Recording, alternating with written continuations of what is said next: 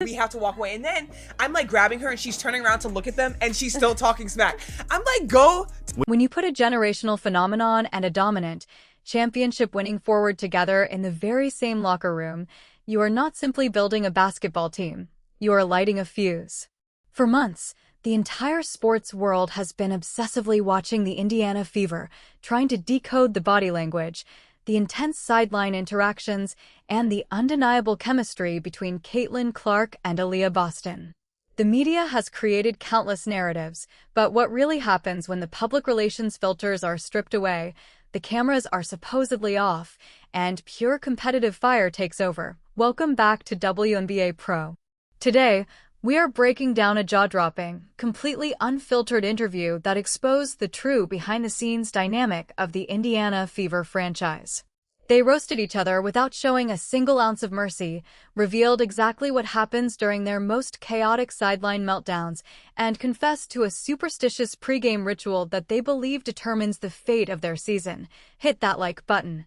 Subscribe to the channel, and do not click away, because you have never seen Caitlin and Aliyah quite like this before. In the highly physical and relentlessly competitive world of professional basketball, a crash-out happens when a player completely loses their cool over a blown call. The frustration builds, the whistle blows, and the pressure finally becomes too much. During this rare interview, the host asked Caitlin Clark to demonstrate exactly what happens whenever Aliyah Boston experiences one of these crash-outs on the hardwood. And Caitlin did not hold back for even a second. She explained that Aliyah has one unmistakable visual tell whenever she is about to lose her temper. The moment a questionable offensive foul is called, her mouthpiece immediately comes out. Offensive foul. Are you kidding me? And she doesn't believe it's a foul. Mouthpiece. The mouthpiece comes out immediately. Because, first of all, do not get that spit on meth per refs are just getting, because it's a bad call, I take it out immediately. That's why I don't play with a mouthpiece. It's hard to breathe, and it's hard to talk. And I have to talk a lot. Then you're putting your hand in your mouth. Yeah, and it's kind of like, she keeps it.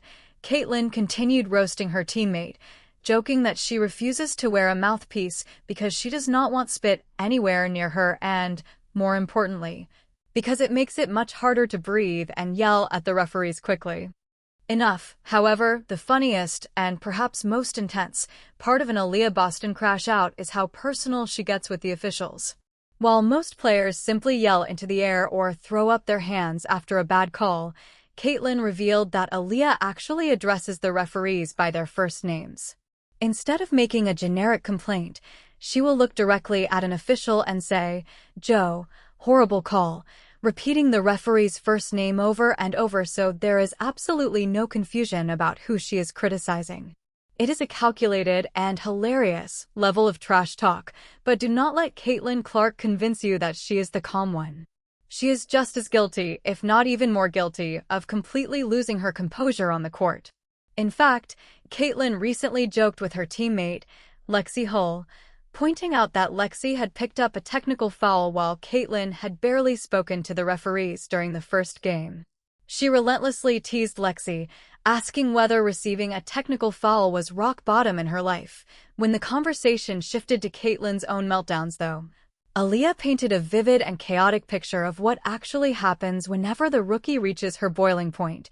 Can you demonstrate, Caitlin? Yeah. She'll walk right up to them and be like, "Are you kidding me?" Then I have to grab her, and we have to walk away. I'm pulling her back, but she's still turning around, looking at them and talking smack. I'm like, walk away. Walk away. But she just keeps going. Sit down, please. Just go sit down. Can you do one of her? Oh, this is Aliyah right here. Laughter. She pushed me. That was crazy. Not the little. Little did you guys know, I did that to Aliyah because she pushed me. I said, Aliyah, never again. Laughter. Never push me again. According to Aliyah, whenever Caitlin loses her cool, all diplomacy disappears. She marches directly toward the referees, throws her hands into the air, and shouts, "Are you kidding me?" Things become so heated that Aliyah literally has to step in as the enforcer, grabbing Caitlin and physically pulling her away from the officials before she earns a costly technical foul. even while Aliyah is dragging her franchise point guard away. Trying to get her to sit down on the bench, Caitlin refuses to back down. She keeps turning around, glaring at the referees and continuing to talk smack as she is being pulled away. It has become such a common occurrence that even head coach Stephanie White has stepped in. The players admitted that Coach White has physically pushed them away from referees during games, telling them to let it go and insisting that she should be the one arguing with the officials. When you are sitting comfortably on the bench in street clothes, these moments are easy to laugh about. But once you are on the court, wearing the uniform in front of thousands of screaming fans, the players admit that competitive fire completely takes over, and all rational thinking goes straight out the window, beyond the heated arguments with referees. And the sideline chaos. Caitlin and Aliyah also shared details about a deeply personal pregame ritual that has become an essential part of their routine. In professional sports, psychology is every bit as important as physical talent, and this tradition has become so ingrained that they genuinely believe their performance will suffer if they skip it. Interestingly, neither of them can remember exactly when, or even how the tradition first began. Did we do this from game one? I don't remember. I feel like it just happened. I swear it just happened. I think we always hugged each other on the bench. Then I started talking, and I just kept saying the same thing over and over. Yeah, and now it's just, like, I need it before every game. I have to have it. Please. Yeah.